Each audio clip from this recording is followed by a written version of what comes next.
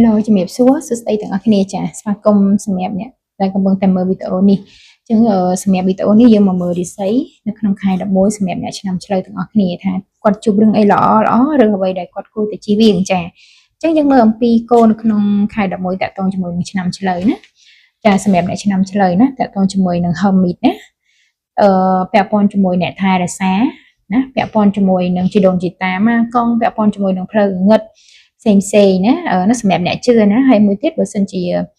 អ្នកខ្លះវិញដែលគាត់អត់ជឿទៅលើអបិយជំនឿបែបហ្នឹងអាចនិយាយថាពាក់ព័ន្ធជាមួយនឹងការសិក្សាណាឃើញថាមានតំណែងល្អពាក់ព័ន្ធជាមួយនឹងការសិក្សា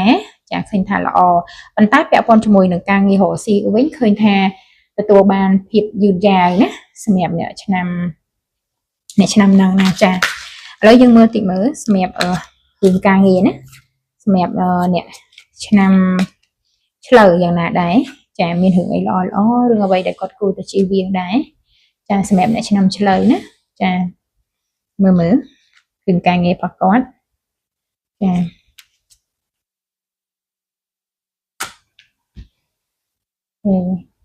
មើលសម្រាប់អ្នកឆ្នាំឆ្លូវចារឿងល្អណាសម្រាប់អ្នកដែលមានមុខរបរការងាររកស៊ីណាជាមួយនឹងមនុស្សស្រីឃើញថាល្អណាឃើញថាល្អមែនតើណាឃើញថាមានមនុស្សស្រីមកពាក់ព័ន្ធជាមួយនឹងការងារយើងមនុស្សស្រីឲ្យលៀបជាមួយនឹងការងាររកស៊ីយើងឬក៏អ្នកដែលធ្វើការរកស៊ីជាមួយមនុស្សស្រីអ្នកមានមុខរបរមនុស្សស្រីឃើញថាការធ្វើការតំណែងជាមួយពួកគាត់គឺល្អមែនតើណាចាហើយមួយរយៈនេះឃើញថាការងារហត់ច្រើនណាការងារហត់ច្រើនណាទទួលអំរែកច្រើនទទួលបន្ទុកច្រើនមែនតើណាសម្រាប់អ្នកដែលកាត់ឆ្នាំម្សាញ់ណាចាហើយមួយទៀតណាអ្នកដែលធ្វើការពាក់ព័ន្ធជាមួយនឹង justice ណាតាក់ទងជាមួយនឹងផ្លូវច្បាប់ឃើញថាក្នុងមួយរយៈនេះមានការបរាជ័យច្រើនចានៅក្នុងខែ11ហើយមិនថាតែផ្លូវច្បាប់ទេអ្នកធ្វើការពាក់ព័ន្ធជាមួយនឹងឯកសារលិខិតស្នាមណារៀងពិបាកតិចឯកសារយើងវាមានភាពញញញមានការកៀងណាចាមានការកៀងមែនតើណាសម្រាប់អ្នកឆ្នាំឆ្លូវចាអញ្ចឹងយើងមើលអំពីរឿងលុយកាក់យើងវិញ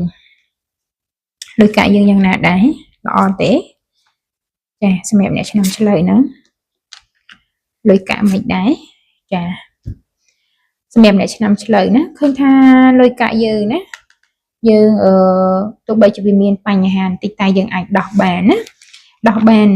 នមានការគូជួយគ្រប់គ្រងពីមនុស្សប្រុសពាក់ព័ន្ធជាមួយរឿងលុយកាក់គឺយើងអាចដោះបញ្ហាហ្នឹងបានចាតែវាសួរថាដោះបានច្រើនទេមិនច្រើនណាស់ណាព្រោះតម្រូវការសម្រាប់អ្នកឆ្នាំឆ្លូវនៅក្នុងខែ11នេះច្រើនអញ្ចឹងបើសិនជាចង់ឲ្យដោះពីបញ្ហាឬក៏ដោះអ្វីដែលជាតម្រូវការរបស់យើងក្នុងពេលឆាប់ហ្នឹងខ្ញុំឃើញថាអត់ទាន់បានទេចាហើយមួយទៀតពាក់ព័ន្ធជាមួយនឹងការកៀងដែរឃើញថាលុយកាក់មានការកៀងដែរនៅក្នុងចុងខែចាបើសិនជាលុយត្រូវបវល់អី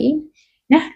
លុយនេះឆ្នាំឆ្លូវនេះត្រូវបវល់លុយកាក់អីខ្ញុំឃើញថាអត់ទាន់បានទេអត់ទាន់បវល់ចេញទេមានការរាំងស្ទះឬក៏យើងរំពឹងថាលៀបសំណាងអីដែលបានមកនៅក្នុងខែ11ក៏នៅតែអត់ទាន់ទទួលបានដែរសម្រាប់អ្នកឆ្នាំឆ្លូវនឹងឃើញថាមានការកៀងមានការដោះស្រាយអត់ទាន់បានដោះស្រាយអត់ទាន់ចេញចាឥឡូវយើងមើលអំពីរឿងស្នេហាណាសម្រាប់អ្នកឆ្នាំឆ្លូវវិញមិនដែរเนาะចារឿងល្អចារឿងមិនល្អជារឿងអីមើលចាអូខេស្នេហា